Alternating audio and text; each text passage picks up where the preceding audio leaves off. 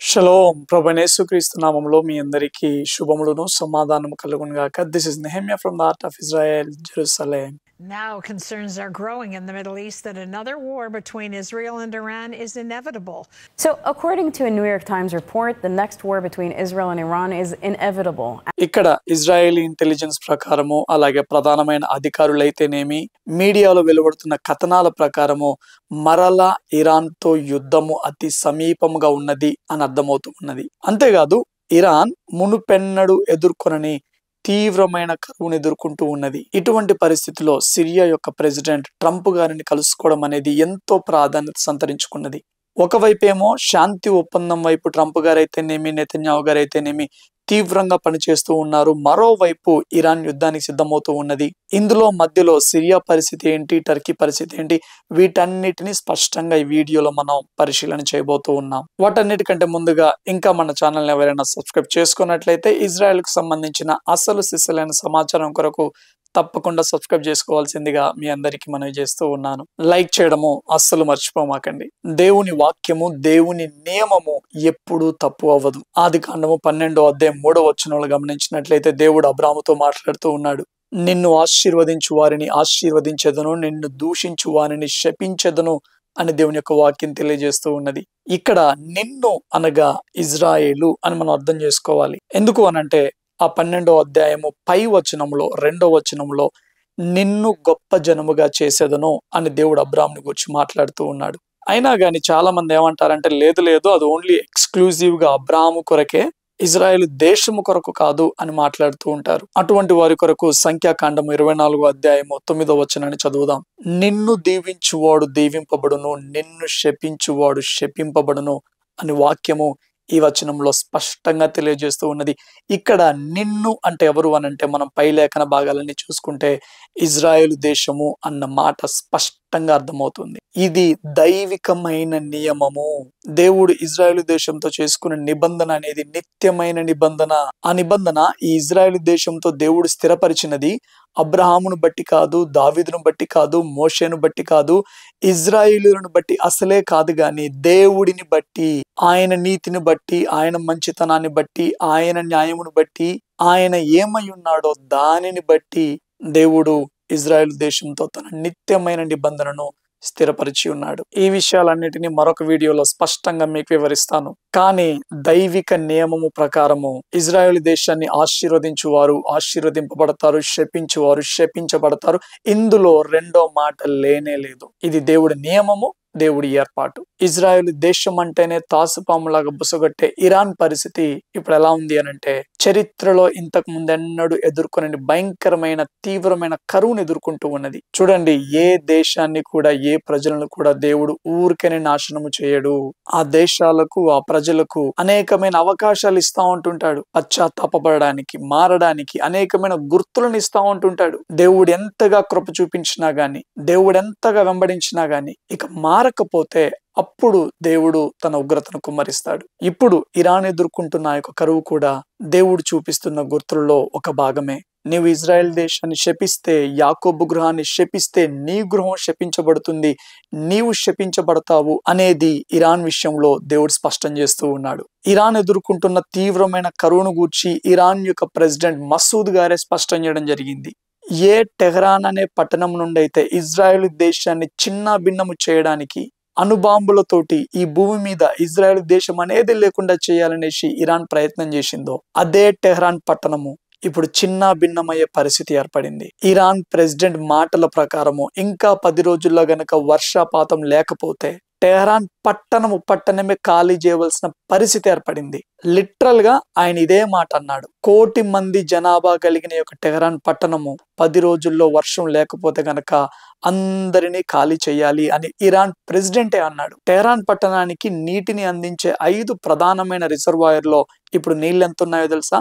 10% కంటే తక్కువగా ఉన్నాయి. ఇరాన్ దేశానికి మొత్తము నీళ్ళని అందించే 19 ప్రధానమైన డ్యామ్లు ఏవైతే ఉన్నాయో వాటిలో కూడా 11% కంటే తక్కువగా నీళ్లున్నాయి. టెహరాన్ పట్టణానికి ఇంకొంచెం దూరంలో ఉన్న 20 డ్యాంలలో కూడా నీళ్లు 10% కంటే తక్కువగా అడుగంటిపోయాయి. చరిత్రలో ఇటువంటి తీవ్రమైన నీటి కొరతను ఎన్నడూ మేము చూడలేదు అని ఇరాన్ వాసులు తెలియజేస్తూ ఉన్నారు. నీళ్లను రేషన్ రూపంలో అందజేస్తూ ఉన్నారు. ఏదో మార్నింగ్ 1 గంట, ఈవినింగ్ 1 గంట అన్నట్టుగా కొంచెం కొంచెం విడుదల చేస్తూ ఉన్నారు. దేశం యొక్క పరిస్థితి, ప్రజల పరిస్థితి, ముఖ్యంగా టెహరాన్ యొక్క ప్రజల యొక్క పరిస్థితి ఇంత భయంకరంగా ఉన్నా గానీ ఇరాన్ మాత్రము అస్సలు తగ్గట్లేదు. ఇజ్రాయెల్ దేశాన్ని వీలైనంత త్వరగా అటాక్ చేయడానికి 2000 బాలిస్టిక్ మిసైల్స్ ని సిద్ధపరుస్తూ ఉన్నది. ఇజ్రాయేలీ ఇంటెలిజెన్స్ కథనాల ప్రకారము ఇరాన్ 24 గంటలు పనిచేస్తూ ఉన్నది ఈ యొక్క బాలిస్టిక్ మిసైల్స్ ని సిద్ధపరచడానికి. మొన్న జరిగిన 12 రోజుల యుద్ధంలో ఇరాన్ 500 బాలిస్టిక్ మిసైల్స్ ని ఇజ్రాయెల్ మీదకి వదలడం జరిగింది. కానీ ఇప్పుడు మాత్రము ఒకేసారి 2000 బాలిస్టిక్ మిసైల్స్ ని వదలడానికి సిద్ధపడుతూ ఉన్నది. ఇజ్రాయెల్ కూడా ఆ యొక్క బాలిస్టిక్ మిసైల్స్ ని ఎదుర్కోవడానికి అన్ని రంగాలను సిద్ధపరుస్తూ ఉన్నారు. అంతేకాదు ఇరాన్ ఇంత తీవ్రమైన కరువును ఎదుర్కొంటున్నా కానీ హమాస్ కి, హెజ్బొల్లాకి $1 బిలియన్ ని అందజేయడం జరిగింది. తిరిగి వారు పునరుద్ధరింపబడడానికి, తిరిగి ఆయుధాలను సంపాదించుకోవడానికి $1 బిలియన్ ఈ యొక్క హమాస్ కి, హెజ్బొల్లాకి ఇరాన్ గ్రాంట్ చేయడం జరిగింది. ఇక్కడ మనం ఒకటి అర్థం చేసుకోవాలి. ఎస్, ఇజ్రాయెల్ దేశం పక్షాన దేవుడు ఉన్నాడు, యుద్ధము యెహోవాదే అని మనందరికీ తెలుసు.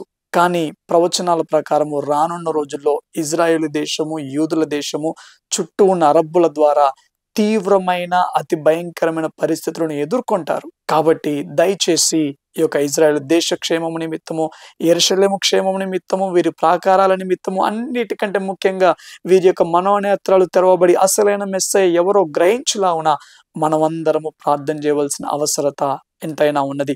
అన్నిటికంటే ముఖ్యంగా ఇరాన్ దేశ ప్రజల నిమిత్తము, టెహరాన్ దేశ ప్రజల నిమిత్తము మనం అందరము ప్రార్థన చేయాలి. ఎందుకు అనంటే ఇరాన్లో 80% మంది ఇప్పుడు ప్రస్తుతం ఉన్న ఈ యొక్క ఇరాన్ రెజీమ్ మీద ఎంతో అసహనాన్ని వ్యక్తం చేస్తూ ఉన్నారు. చాలా మంది ఈ యొక్క ఇరాన్ రెజీమ్ వలన తీవ్రమైన ఇబ్బందులు ఎదుర్కొంటూ ఉన్నారు. కాబట్టి వారి నిమిత్తం కూడా మనం అందరం ప్రార్థన చేద్దాం. మరలా చెప్తూ ఉన్నాను, యుద్ధం ఎప్పుడు వస్తుందో తెలియదు, ఏ క్షణంలోనైనా వచ్చే అవకాశం ఉన్నది అనేసి ఇక్కడ మీడియా వారు తెలియజేస్తూ ఉన్నారు. కాబట్టి ఆ 2000 బాలిస్టిక్ మిసైల్స్ ని ఇజ్రాయెల్ దేశం సమర్థవంతంగా ఎదుర్కొనేలాగున వీరి కొరకు మనం అందరము ప్రార్థనను కంటిన్యూ చేద్దాం. ఒకవైపు ఈ పరిస్థితులన్నీ ఇలా నెలకొల్పబడతా ఉంటుంటే చరిత్రలో ఎన్నడూ లేని విధముగా సిరియా ప్రెసిడెంట్ వైట్ హౌస్ కి వెళ్ళడం జరిగింది. ఇంతకు ముందు సిరియాలో ఉన్న ప్రభుత్వాన్ని ఒక రెబల్ గ్రూప్ కూల్చివేయడం జరిగింది. ఆ రెబల్ గ్రూప్ కి సంబంధించిన నాయకుడే ప్రస్తుతము సిరియాకి ప్రెసిడెంట్ గా వ్యవహరిస్తూ ఉన్నాడు. ఈ సిరియాకి ప్రెసిడెంట్ గా ఉన్న ఈ వ్యక్తి ఒకప్పుడు ఆల్ ఖైదా తీవ్రవాది. అంతెందుకు, అమెరికా దేశమే ఈ యొక్క ప్రస్తుత సిరియా ప్రెసిడెంట్ మీద $10 మిలియన్ బౌంటీని ప్రకటించడం జరిగింది. అతడిని గనక పట్టిస్తే $10 మిలియన్ రివార్డును అందజేస్తాము అని ప్రకటించడం జరిగింది. అటువంటి తీవ్రవాద బ్యాక్గ్రౌండ్ కలిగి ఉన్న ఈ వ్యక్తికి వైట్ హౌస్, ట్రంప్ ప్రభుత్వము రెడ్ కార్పెట్ పరిచి అతనిని ఆహ్వానించడం జరిగింది. ఎందుకు అంతలా పరిస్థితులు మారిపోయాయి అనంటే ట్రంప్ గారి ప్రణాళిక మేరకు సిరియాని కూడా ఈ యొక్క అబ్రహాం అకార్డ్స్ లో చేర్చడానికి. ఈ యొక్క అబ్రహాం అకార్డ్స్ అంటే ఏంటి అనంటే ట్రంప్ గారి ప్రభుత్వము 2020 సంవత్సరంలో ఈ యొక్క ప్రపోజల్ ని తీసుకొని రావడం జరిగింది.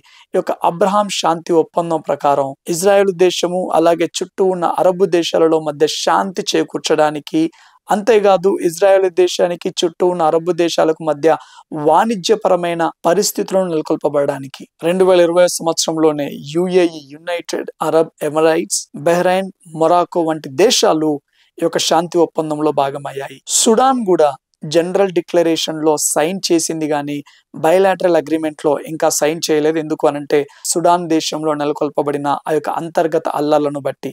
అంతేకాదు ఈ 2025 సంవత్సరంలో కజకిస్తాన్, సౌదీ అరేబియా కూడా ఇంట్రెస్ట్ చూపిస్తూ ఉన్నది.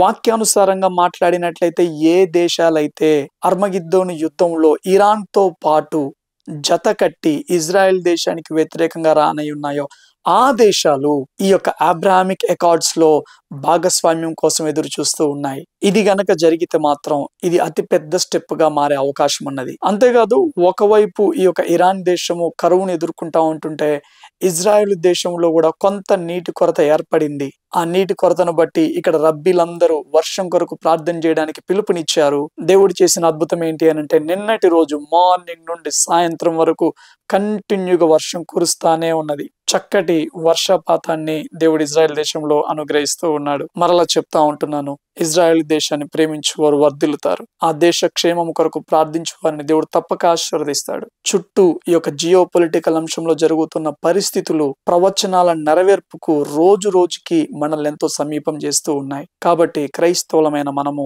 మెలకువ కలిగి ఈ పరిస్థితులన్నిటిని వాక్యానుసారమైన కోణంలో అర్థం చేసుకుంటూ ఇక చివరి గడియలలో ఉన్నాము అని భావించి ఇంతకు ముందెన్నడూ లేనంతగా మనము సిద్ధపడుతూ మన కుటుంబాలను సిద్ధపరుస్తూ ఇజ్రాయెల్ దేశం నిమిత్తం ప్రార్థన చేస్తూ ముందుకు వెళ్ళవలసిన అవసరత ఎంతైనా ఉన్నది. చివరి వరకు ఈ వీడియో చూసిన మీ అందరికీ ప్రభు నామంలో వందనాలు తెలియజేస్తా ఉంటున్నాను. దయచేసి ఈ విషయము మన తోటి క్రైస్తవులు కూడా గ్రహించులావున ఈ వీడియోను మీకు తెలిసిన ప్రతి ఒక్కరికి షేర్ చేయవలసిందిగా మనవి చేస్తా ఉంటున్నాను. అంతేకాదు ఈ అంశాల మీద మీ యొక్క అభిప్రాయాన్ని కామెంట్ రూపంలో తెలియజేయడము అస్సలు మర్చిపోమాకండి. Thank you all.